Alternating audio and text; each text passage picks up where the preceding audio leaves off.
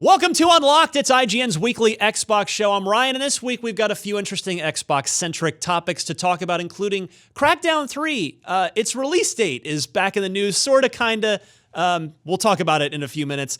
Also, Master Chief will, in fact, be one of the stars, one of the focal points of Showtime's upcoming and long-awaited Halo TV series. We got a lot to talk about there as well. Also, Superman wants to get in as a hero in the video game space. We'll talk about that as well. So, quick reminder before we get rolling. Unlocked has moved. You may have noticed. You'll be able to watch it. Well, it's sort of moved. You can watch it early every Tuesday, starting at 3 p.m. at unlocked.ign.com, right here on IGN. So that's right. You can see the show first on IGN a full 24 hours before you will see it or hear it on any of the other channels that we push out to. So if you prefer those, you can stick with those. But if you want to catch us a little early, come on over to unlocked.ign.com. Now, let's get on with things. Ryan McCaffrey, Bobby Amos Jr., the sixth man of the year. Thank you. We've got we're going to the very, very deep Unlocked bench. And no, I'm sorry. That totally sounded like an insult. No. I didn't mean. I actually meant the literal opposite of that. I got insulted when I was on Beyond Last too. I'm used to it. The sixth man of the year, and then the 13th guy at the end of the. No, I'm kidding.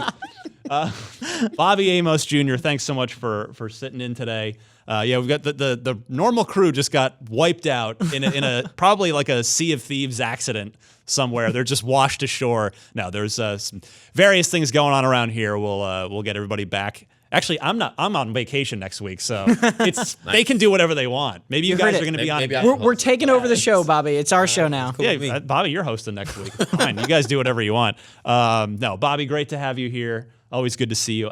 You wear this from time. Your hat collection is so on point. Go with the shoes. Yeah, and I need to be counseled by you. We talk about all the time. I know we do. Like, know. So, but I have to be baseball cap. Like, but like I only do my new era authentic. Like, you just take it to that sort of next level with the. I mean, is that new era or is that a whole different thing? It's a new era hat. And it matches with the with my Gamma 11s that I'm wearing. Yeah. Nobody can see the shoes because I'm not sitting on the behind sides the desk. I like to sit on the side. I got my Allbirds, which are like super comfortable, by the way. I wish they were paying me to say that, but man, these are comfortable shoes. My Jordan 11s, retro 11 Gamma. Oh yeah. And it goes with the hat. But it's a Blue Jays hat, so it's a baseball. Yeah, hat. it's a baseball hat. Oh. You like the Blue Jays at all? Or no, it's just purely it's all style. See, right. See, I could do that, but not. There's certain teams where I just could. My dead body would never wear their hat. Like, Blue Jays are fine, but like Yankees, never going on this head. Even if it matches the shoes really Even if it matches well. the shoes really well. Giants and Dodgers, never going on this dome right here. Wow. Never happening. Tom Marks. Hello. Hi, how are you? I'm good, PC editor Tom Marks. PC, Xbox, it's all the same if you read the internet. Yeah, they coexist now. They do. They do coexist.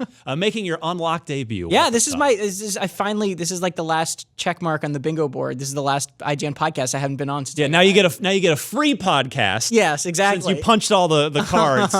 So we'll see about that. We'll get you a free podcast. Oh, thank you. All right. So I'm too busy bantering when I have a real short run time. This week, studio's a busy place around here. You can't just unwind and record for 6 hours anymore, like we used to be able to. I know, right? So let's get right to it, and I want to start with Crackdown 3. It's been talked about. We talk about it on a regular basis. We all are just so curious what this game is going to ultimately turn into. We're hoping maybe we see it at Gamescom. We don't know. And I'm not playing coy and like, oh, we have an appointment on. Like, I genuinely have no idea if we're seeing it at Gamescom. Sure. I'd say the worst case scenario for Crackdown 3 as far as seeing more coverage of it, Microsoft always, pretty much every publisher will always do a preview event like the month before it comes out to get that one last round of press. So we'll see what happens with Crackdown. But the developers are saying Crackdown 3 is pretty much done. Which is like, well, wait, didn't you guys delay it to February? So let me read you the quote here. Sumo Digital, they're the developer there. Their managing director, Paul Porter, had a recent interview with GamesIndustry.biz, credit to them. He says, my experience of Crackdown is probably similar to a lot of other people's. I played the first one to death, played it in co-op, collected all the orbs. After a couple hours of playing Crackdown 2, I wanted to throw my controller at the TV, and I was really quite sad. That's definitely not the route that's been taken with Crackdown 3. So, okay, that's the correct answer on that one. It's a good start for sure. Yeah, Crackdown 2 made a lot of mistakes, so hopefully they will not be made again with Crackdown 3. And so the follow-up question from Games Industry Dub is, well, all right, well, how are you going to not do that? How are you going to not Crackdown 2 this thing? And he says, quote, by creating a good game, he says with a laugh. It's a bit of a glib answer, I'm sorry, but as you know, the release date's moved back, and that's great news because it gives us the time to polish a game that's pretty much done, but make it better and better. The way to make the best games is you finish them again, and then finish them again. That's what we're doing with Crackdown 3. Where are you guys sitting right now with Crackdown, based on what you've seen of it and what's your sort of gut telling you? Go ahead, Tom. My vibe is I'll believe it when I'll see it, right? This has been this Crackdown 3 has just been this odyssey that's just going and going and going and going, and I think you're right that people are just curious, right? Like I'm just curious. I think we've seen a lot of stuff that is cool explosions and kind of a funny attitude to it, and like a beautiful art style. I think they really did go a good direction with that stuff, but like. I don't know until we actually play it. And it's been this big question. And so it is interesting to hear that they're basically just trying to spend the time to really, really, really make sure they stick the landing. I appreciate that. And it puts them, as you kind of mentioned before the show, in an interesting window release-wise. But I do appreciate that they are trying to make sure that the game is not going to be this mess when it launches. Yeah, I mean, and that's kind of where I wanted to go. I'm going to get a little goofy sort of for a second, but in all seriousness, that is exactly what you want to hear any developer say. Yeah. Is because they're right. I mean, I've been doing this now for 16 years and gaming my whole life, and I've seen the difference between games that have that last 5% of polish and the ones that don't. And there is a lot in those last few percentage points of polish. So you don't want his answer to be like, we'll make the date this time, right? Yeah, that's not we're working really hard and I think we're gonna get there. No, this is a better answer. Yeah. But the kind of thing I want to throw out to you guys here, get your thoughts, is so they did delay it and they put it on February 22nd. And then everyone else put a bunch of big games on February 22nd. So if they're about done and if they're just polishing, should they move it up? I was gonna say if you're saying you finished it and you went back and you finishing it again, and we're in August now, and I'm looking like, well, if other people put other big hitters out there on that same date, why not just have that confidence in the game of going, hey, I think we can go with this, move it up. Mm-hmm. Even a month, right? Yeah. Just pull it up a month. We know it's not going to be pulled in to this year. That would be unprecedented. I don't think that's ever happened. Yeah. Where there's a game they're like, well, we're moving it up from the winter into the fall maelstrom. Mm-hmm. But that's what I'm thinking. Maybe just pull it into late January. Move it up 3 weeks. Tom, what do you think on this? I mean, yeah, I think that would be interesting. Obviously, pretty much done is not done, so we don't know exactly how much more they have to do on it. And I've heard from a lot of developers over the year that like you said, that last the last 5% takes as long as the previous 95 in a lot of cases. But yeah, I think that if they have the opportunity to do that, I'd love to see them move it, just pull it back a little bit. It's so funny. I feel like we've heard about this game getting delayed so much. The idea that they would then announce hey, it's coming sooner is okay, just pick a date. Come on, man. It's this moving target everyone has to shoot for. I mean, obviously Microsoft is thinking through all this. Nobody there is listening to, hey, they're right. We should move. No, they're obviously running through every scenario. And I'm sure, as you said, Tom, it's certainly not as easy as we're making it out to be. Right. But I do wonder if they are just putting polish on top of polish, which is great. I wonder if they would even consider moving up off of February 22nd because of. So we got Metro Exodus due on that day. We have Anthem due on that day. Wow. We have Days Gone on the Right. PS4 due on that day. So And I feel like out of those, Anthem is really the one that is a threat to Crackdown in that they're both these big run-around open-worldy games, right? That are both kind of emphasized on like movement and blowing stuff up and kind of that attitude. I feel like that is the biggest game that if I had to pick between those two, I think I'd probably pick Anthem, maybe. Anthem look like it's gonna be. Ooh. Yeah, and even like you were saying, 3 weeks, even just like a week or two earlier than that gives people an opportunity to just separate them in their mind. right. Yeah. We have seen, especially now with so many games coming out, we've seen so many good games just kind of get lost in the shuffle here and there, especially around these big release dates. And February 22nd is shaping up to be a monster. Yeah, I think if we polled our audience, which February 22nd game are you most excited about? I am confident that Anthem would win that by a very healthy margin. Right. And that's no disrespect to Crackdown or No, Days yeah. Gone or Metro, but I mean Anthem is the highest profile game of that lot. So we'll see. But good to hear that Crackdown is just in the polish phase, because that's what we want to see. Better news than we could have gotten. Yes. Better, at least it wasn't delayed again. All right. Let's move on here. We talked a lot about the Halo TV series. We finally got confirmation that it was going to be going into production. We talked about that a little before E3. So here we are again. The Showtime's president of programming, Gary Levine, saying that the series is an enormous undertaking, and given a few little details, but he says it's going to take place on multiple locations, foreign planets, and he says, we made a conscious decision to hire a writer not known for sci-fi and not known for big battle movies because that's already baked into the Halo franchise, and we will service that. But we also wanted to ensure that we were getting beneath the formidable armor of the Spartans and really getting inside the team drama so it felt like it belonged on Showtime. And then he says, our hopes and dreams are that it will have an enormous appeal to Halo fans and will also appeal to Showtime drama fans.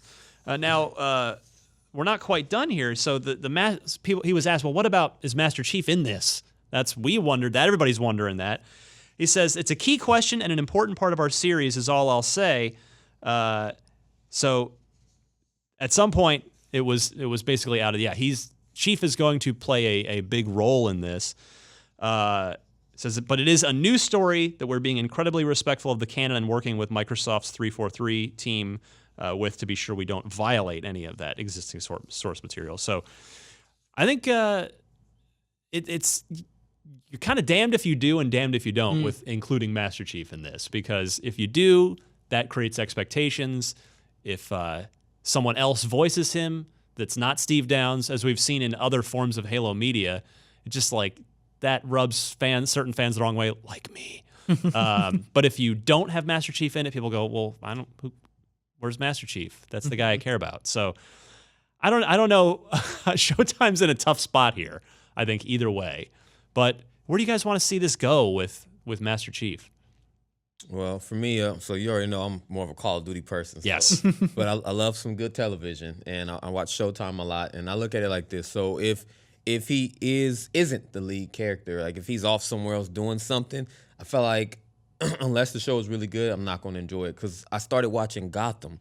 And for me, my main thing was when you got Gotham, I don't want to focus on Jim Gordon. Like, he okay. It's a great analogy. But I'm in here for Batman, and I don't want to see Bruce as a kid doing whatever. I want to focus on him. So for me, I kind of put that in that box together, where it's like I don't want to show about the Halo world and not have Master Chief like being a focal point of that. He can, even if he is off doing other things, I still kind of want it to be kind of him doing stuff that's kind of bringing the show full circle for me. Oh, so that is the literal perfect comparison, Bobby. Because I'm actually in the same boat. Like I haven't even bothered. I don't even care about Gotham because of those same reasons. Oh, it's young Bruce Wayne. I don't care about that. Right.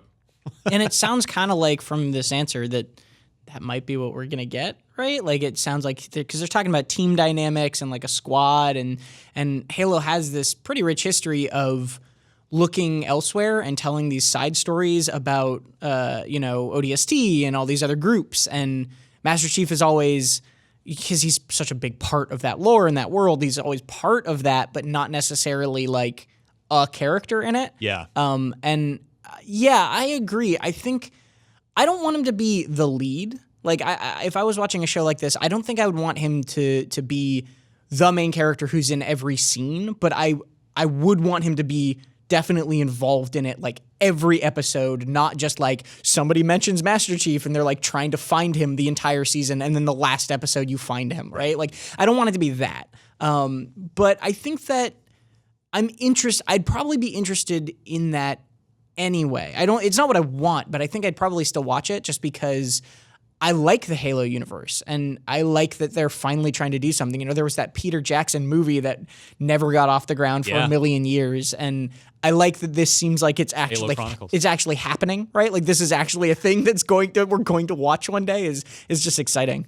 Yeah, I mean, it's and my first reaction was like, okay, well, if Chief is going to be heavily involved in this, I think you got to hire Steve Downs. You got to have him do the voice. Yeah, and most of the Twitter reaction to that wasn't agree with. There were some people that were like, "Hey, no, let it be its own thing. Let it have its own voice," and I can respect that. But if you're trying to bring in fans, and like, Steve Downs is not just a guy that does a video game voice. Like, he's a professional voice actor, radio professional, and the fact that Steve actually tweeted this out, the story that. Hey, Chief's going to be a big part of this. So that gives me, maybe I'm looking way too much into it, but that gives me optimism that if he's tweeting that out, that maybe they have cast him. Yeah, if he knew he wasn't doing the voice, he'd probably maybe be a little quieter. Right? Why would he bother? Why would he bother putting it out there? Yeah. I don't know. So we'll see. But I'm so curious to see where this goes and what it does. And yeah, if you've got. Because you remember, Steve Downs he's done such a great job in the role, but at the same time, he hasn't really had Halo 4 was really the only game where he had a lot of dialogue. Right. The rest of the games, it's like there's not a lot. He's a Chief's a man of few words. So I wonder if they'll stick with that in this, or regardless of who's playing Chief, or with Tom, you're mentioning that they mentioned the team dynamic. Right. If we would hear a lot more chattering with John, and whether it's going to be Blue Team with Linda and Kelly and Fred or what, but we'll see. It's going to start shooting in the not too distant future. I think early next year it's supposed to start shooting, and then we'll see. I don't think they announced a release date for when it's actually going to premiere, whether it's going to be fall 2019 or into 2020. But going to be keeping a close eye on this one for sure. I've never had the pleasure of doing a set visit in my life. I mean, I don't work at our entertainment team down in LA, but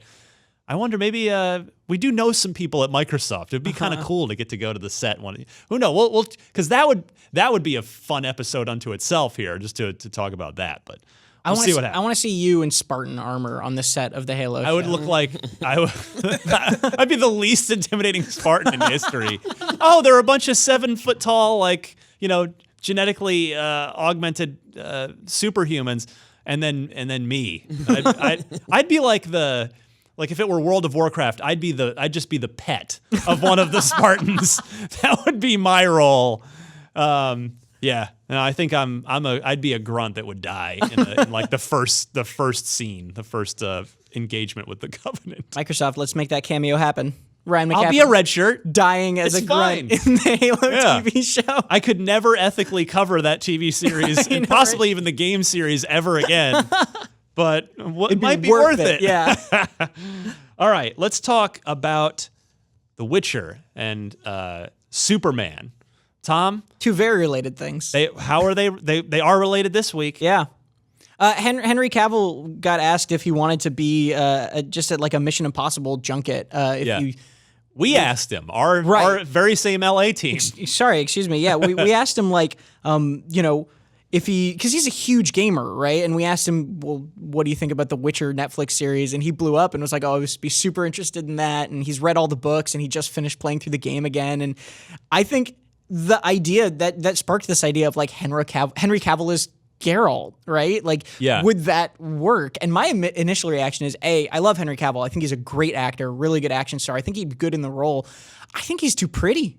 I don't know. It's not rugged enough. Yeah, I don't know. Like he's got the beard in Mission Impossible. He's kind of getting that going, but like, man, I don't know if he's like grizzled enough to be Geralt. I'll tell you, I like the Idris Elba idea. Yeah. That was floated out there because he has such just gravitas on the screen. I think I don't know. He's got the voice for it too. That's the thing. Like you get a big enough, just that authority on screen to really make it work. But I don't know. I'm down for Idris, my dude. Like Stringer Bell. I mean, I didn't see him in the Dark Tower or anything like that, but Idris kind of got that cool, suave. Like he just too cool. I think. I mean, and granted, I didn't play The Witcher, but I've heard people on Office talking about it, and I'm going, you throw Idris in there, man. That Netflix show gonna take off, right? Man. Like, yeah. I mean, I'm also, by the way, 100% on board with him taking over as James Bond. Yeah, absolutely. If Daniel Craig is really sick of doing it, which I don't know for $50 million a movie, you get sick of doing it. But yeah, let's just cast Idris Elba in more things. I just also like seeing with Cavill's response. Like I just like seeing big celebrities like that just be unabashedly nerdy. Right? Well, let me read you his quote. He says, "Where was this? Yeah." It says he's been playing The Witcher 3. I just replayed all the way through. Love that game. Really good game. That would be an amazing role. And then, I guess I didn't copy.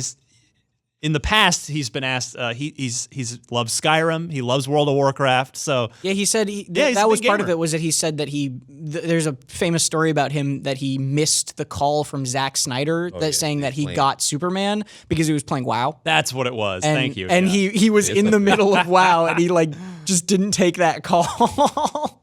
It's just you see Snyder, Zach come up on the caller ID and be like, go to voicemail. It's fine. I'm raiding right now. Dude, that stuff's serious. That's right. Can't look away during the raid. Yeah, even says Henry says he's been reading the books. Says the books are really, really good. I started reading; they're well worth a read. So he's digging in, man. That's hardcore fandom too, because the Witcher games and the Witcher books are like they're not necessarily. You don't need to be into one to be into the other, right? They're very separate and things. Weren't the books only recently translated into English? Like, weren't they? I'm not sure. I feel like somebody told me that. I don't want to spread misinformation here. So. I know that the author does not care about the games at all. That's one thing, is that the author does not care about video games at all. Like But hasn't he probably made a ton of money off of Probably, games? yeah. Wouldn't you care a little bit? But like Mike Pondsmith, the creator of Cyberpunk, who's working with CD Projekt on Cyberpunk 2077, he's worked in video games and he's like really involved in the process and he's super excited about this idea of adapting his source material. The author of the Witcher series is like, whatever, like they're doing their thing. He just doesn't care, and just give me my check and I guess whatever. Yeah, direct deposit. Here's my account. Right. All right, a few more little stories this week.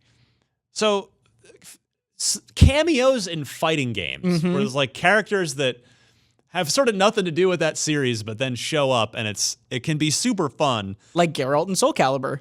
Thank you. Yes, actually, it's the perfect segue. Well, Tekken 7, they have a Season Pass 2 coming up, and Negan from The Walking Dead is going to appear as a playable fighter. Specifically, Tekken 7. Specifically Negan from AMC's The Walking Dead. Right. It's like the Jeffrey TV. Dean Morgan's Yeah, character. Yes. exactly. It's his version of it. That's so good. So he'll have the bat, right? Yeah. Yeah. Lucille, yeah.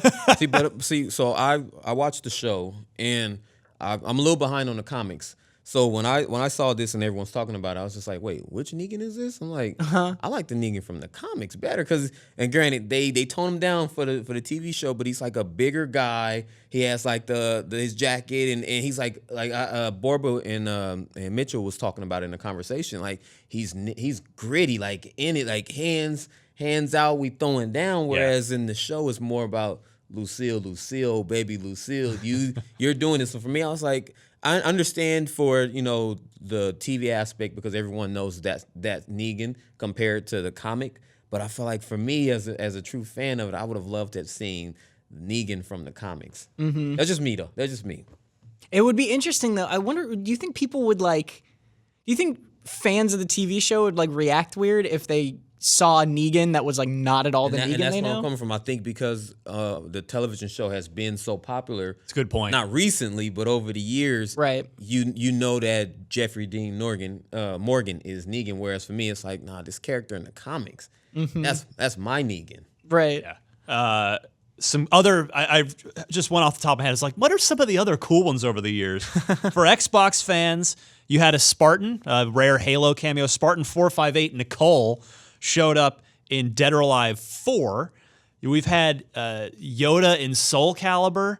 Darth Vader too. Vader, well, and each platform got one, wasn't it? Yoda, Darth Vader, and Link. Link was the one on Nintendo, on GameCube.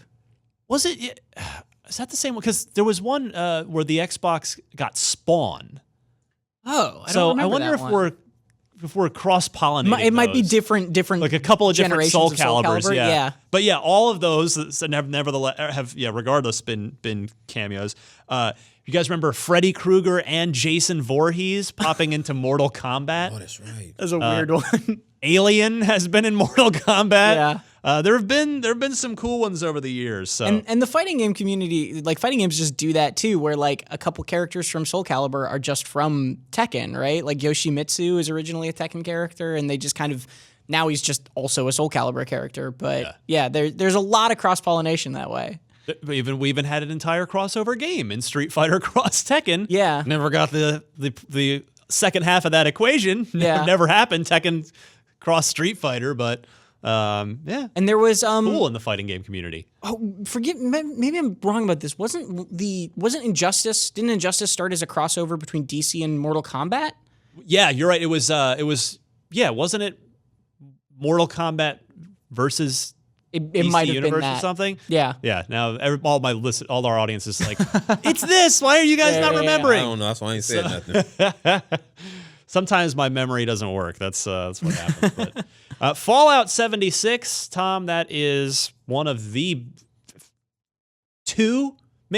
arguably the second biggest fall release. Maybe top three for sure. Yeah, it's up there. Red Dead, although people Fallout, are like mixed. maybe on it. Spider-Man. Right. Yeah, I mean, It's one of the biggest ones for PC, that's for sure. Yeah. From my neck of the woods. So there is the beta coming up, which we talked about, I believe, on last week's podcast. But here, I always love seeing this, so I just wanted to pass this along to people. The progress in that beta will carry over to the full game. Mm-hmm. I am always so grateful for that, so you don't have to redo however much time you put into the beta or demo, whatever it is. Octopath Traveler did that for us on Switch recently, so you could play the first 3 hours and then just pick right up in the full version. So I just want to tip my cap and say thank you, Bethesda, for thinking of the players on this, and it'll be nice to not have to double back and play through the same thing again. Yeah. Finally, before actually I wanted to move on, we'll move on to the game releases, which of course I left that sheet on my desk again, like I do most weeks. But Splinter Cell, you guys know I love talking about Splinter Cell. Couple of Splinter Cells being added to the backwards compatibility roster this past week. Splinter Cell Blacklist, and then going back in time a little bit, Double Agent, Splinter Cell Double Agent, now playable on Xbox as well. So Bill Stillwell and the team there reading my mind again, bringing that Splinter Cell Blacklist to the table. So did you guys, either of you play Blacklist, the most recent one? It's been 5 years between Splinter Cells now. I think I played some of that one because that one had like the multiplayer, and I thought Alfredo was doing a lot of that stuff. Yeah. And I was doing a lot of the co-op missions and things. So I played some of that, and that was fun. I never finished it though. Blacklist is really good. It other than the lack of Michael Ironside, which I think recent history has made clear will not happen ever again. But we will now get to play some old Splinter Cell on the new Xbox.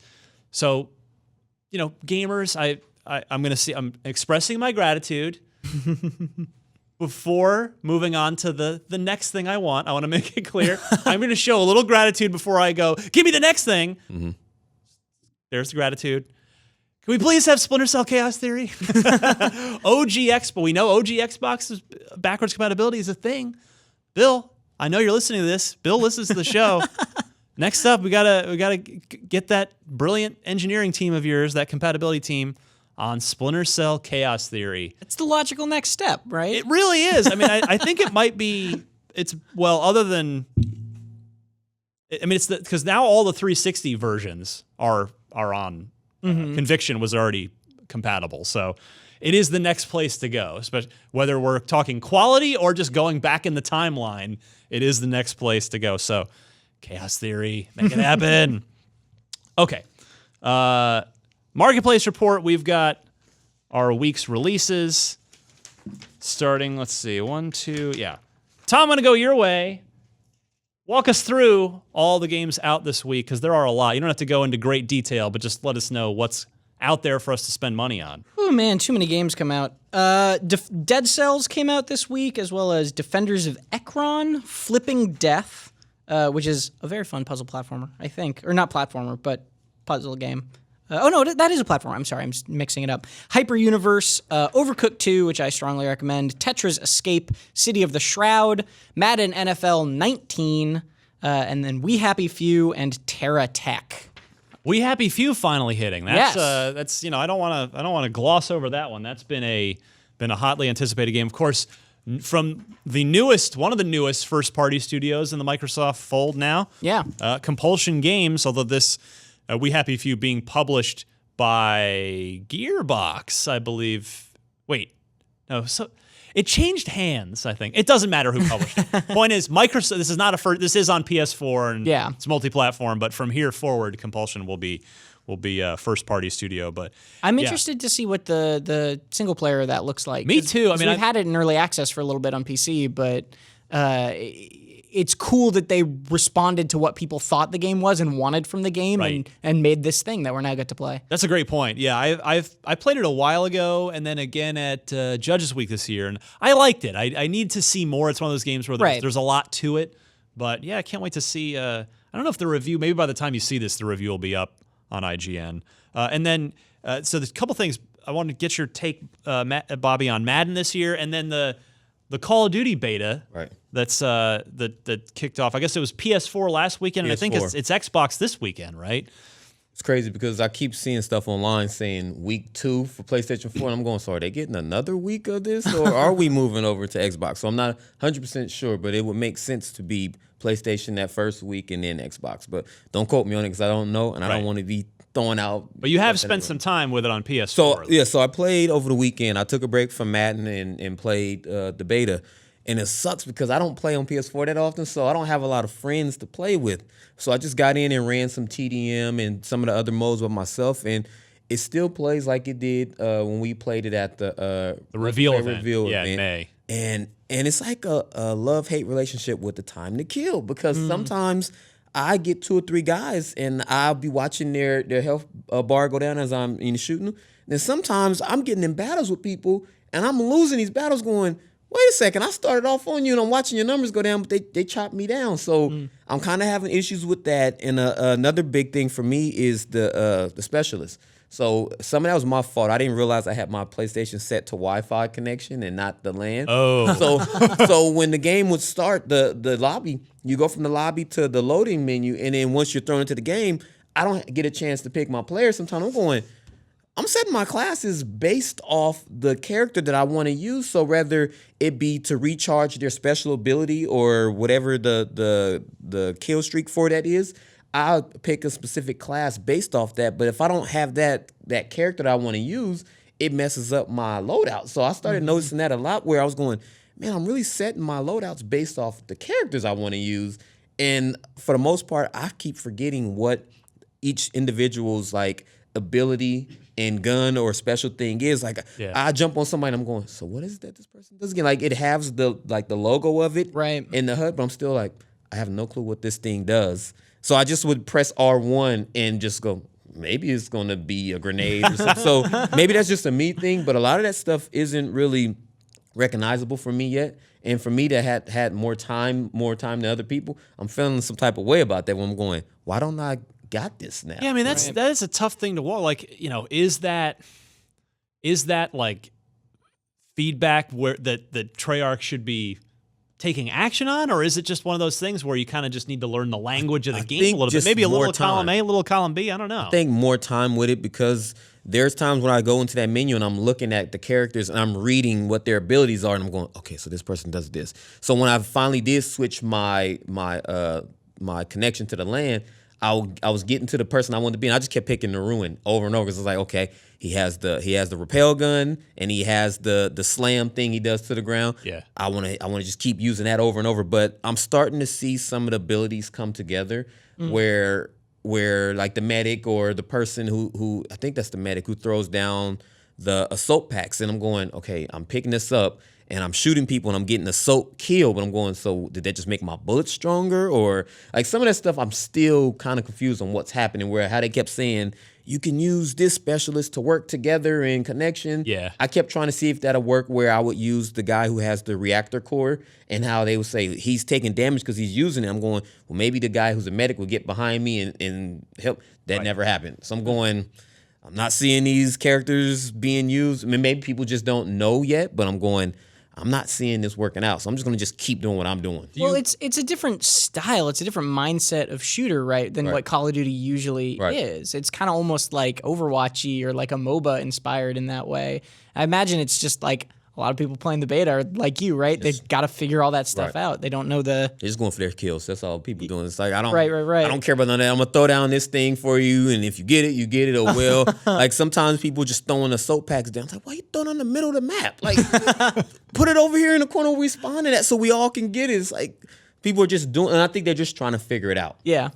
Is your preference to just run one specialist over and over until you get used to them? So right now I'm just running with the Ruin, because he's more familiar to me from Black Ops 3. And then I like I said, I do like the medic, because I like trying to help my team, but I never got to that point where I was trying to boost their health. I keep forgetting, like, things are moving so fast. It's like, true that. I don't have time to boost you up and do like I want to, but everything's so fast right now. Do you feel like, so, you did get to play, we snuck you back in and you got to play for a while at the reveal event. Putting some more time in now with this beta, do you feel better about the game than in May, or worse about it, or just sort of the same? Where are you kind of sitting with it right now? So with me, I had some games where I had fun playing by myself, and I had some games where I just didn't enjoy it and I wanted to get off, because for me, over the last few years, me and my crew always ran together and played. So that made it more fun, because the game's fun, but running with your squad is better. And right now, my squad's on Rainbow Six and all these other games. So it's like, yo, come on over, let's do this. And it's just me running by myself. So the game to me seems fun, but I feel like it's missing that squad element that you have. Like, I need my squad. Yeah. You still pumped for Blackout? Yeah, I'm waiting on that. I've seen little snippets from the last multiplayer beta trailer. Right. At the end, like those little frames, I was going in between that and looking at some of that stuff. It's real interesting. Yeah. I think we're all super curious about what Blackout's actually going to be and how's it going to play. And then, what's quick impressions on Madden this year? So I jumped in. I found me a team. One of my friends want to play me, and I'm like, yo, let me get my team and stuff down. And one of the things is really going to be like all about skill, running the ball. Like, you need to get in practice, and really that real player motion stuff. It ain't just turbo and doing it. Yeah, you were telling me about the animation stuff. Yeah, it's really about like real strategy of running the ball with these characters. You're going to have to get in there and practice. Defense, all this stuff. No more, I guess, nano blitzes and stuff, but you still need to play defense and have strategy. Like, this stuff, it's not a game anymore. like they're taking it to the, like, I'm hearing around the community that this possibly might be like the best Madden in a long time. Like, but a lot of people are going to hate the real motion stuff right off the bat, like the running and all of that. They're not going to like it. It's new.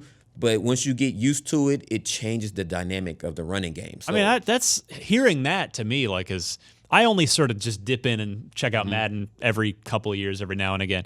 Like, hearing that to me is like, that's like the best thing you could want to hear about, especially like a long-running sports series where it's like, all right, they changed this thing by a lot, but give it a little time, and it's like awesome. The skill gap, I'm hearing in the community, that's where it might widen up again, because people were kind of getting closer for casuals. Yeah. Somebody like me, I like running the ball, but now if I really gotta like commit to it, some people aren't going to do that. They're going to be like, I don't want to play this. It's too hard to run the ball. I can't get nowhere. I can't do this on defense. I can't pass it. The defenses are too good. Like, I think the skill gap may be getting a little bit too wide, and that's what I'm hearing around the community. It's like, I just want to play.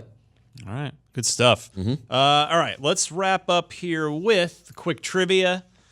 You guys get a chance to get on the board just to have a little fun. We do this totally for fun every week. Xbox-related trivia. If you've got a question, you want to try and stump the panel, send it in. unlocked@ign.com is the email address to do that. Send the question with 4 multiple-choice answers. Please note the correct one in your email. And our question this week comes to us from, here it is, Michael Diaz, whose gamer tag is Phoresis. He's from Allentown, Pennsylvania, and it's a Madden question. So advantage Bobby. Although, Tom, do you play Madden? Oh, I'm gonna be useless in this. Oh, good. Okay, so I'm gonna be complete dead weight here. Watch me get it right. yeah. I've look, I've got a played a little bit. 25% chance. I have to say, I took a look at this, and I don't think, like, I can narrow this down a little bit based on the chronology of it, like who played when. Like, there are a couple guys I can eliminate here, Right. but I didn't know the answer to this. So, Bobby, we'll see what you got, and Tom, you're welcome to, of course, take a shot as well. So, the Madden curse, famous thing, it's been going on a long time, and that's really what the question's about. Who was the player, Michael Diaz asked, to first succumb to the so-called Madden curse, which is something horrible that happens on the field to the guy in real life. Actually, I guess, or off the field in some of these cases. But something bad happens to the guy's career after he appears on the cover of Madden. So who was the first so-called victim of the Madden curse? Was it Dan Marino, Garrison Hurst, Tom Brady, or Ray Lewis? Tom, I'll go your way first. Uh, Note that we're running out of time on the show. I this know week. that they play football, right? Mm-hmm. This Yes, is a Tom. football Yeah, question. we're good. You're hanging with us so far. I'm going to go Dan Marino because it's one of the 2 names I know. That Dan Marino has Ace Ventura. Bobby? I We already were talking off I already air about told this. you, I thought this list was wrong because I thought Michael Vick was the first one. But if it's not Michael Vick, I'm going with Ray Lewis. Okay. So according to the link that Michael sent along for this, it was Garrison Hurst in 1999. Was he on the 99? Yeah. Thank you, Dan Parkhurst, voice of God from the control room.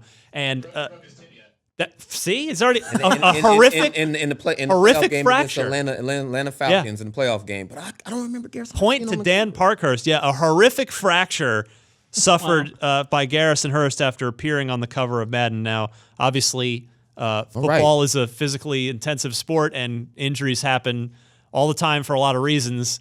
But there is a lot of bad stuff that's happened to guys who've been on the cover of Madden. So there you go. No points allotted except to Dan Parkhurst in the control room. So I'm glad we get him on the board. Good job looking that up, Dan. That's oh wow, no credit for Bobby.